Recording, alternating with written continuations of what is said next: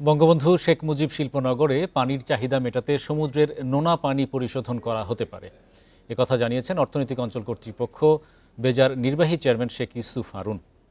দুপুরে রাজধানীতে বর্জ্য পানি পরিশোধনকারী মার্কিন কোম্পানি ডুপন্ট আয়োজিত সেমিনারে একথা জানান তিনি। বিকাশে কম খরচে ক্যাশ আউটের লিমিট বেড়ে 50,000, প্রিয় এজেন্টও 2টা।